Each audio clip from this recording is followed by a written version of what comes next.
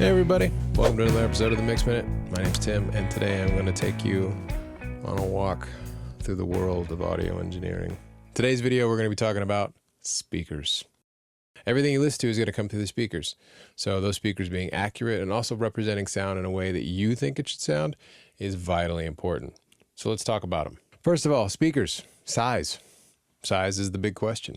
So if you're in a smaller room, a small speaker, like a 5 or 6 inch speaker, may be totally fine to fill the room with sound and to give you a rich, full tone. Whereas if you're in a larger room, you might need a 7 inch or an 8 inch or maybe even a 10 inch speaker in the mains to do what you need to do. So after size, we can talk about type of speakers. And this is where it's kind of a you get what you pay for thing. A two-way speaker has 2 different sound drivers.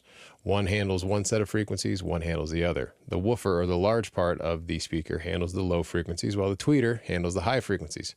There's a crossover in between them, and that crossover says this frequency goes this way and this frequency goes this way, and separates the sound. The nicer the speaker, the nicer the amplifiers, the nicer the crossover, the nicer the individual speakers become, so on and so forth. Whereas in a 3-way speaker, you have 3 sets of outputs where you have a low frequency driver, a mid-range driver, and a tweeter. So now we have 2 crossovers and 3 different paths of amplification that happen in that speaker.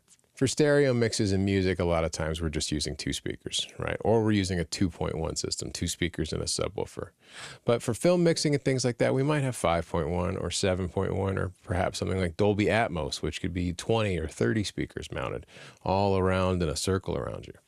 At the end of the day, the most important feature of any speaker, expensive or inexpensive, is does it produce sound the way you think it should?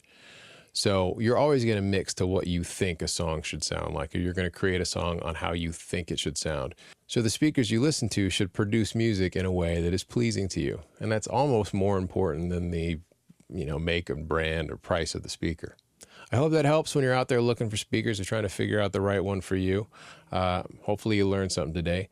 As always, thanks for watching. And if you're watching me on a platform, throw me a thumbs up. Check out the other videos. And until next time, take care.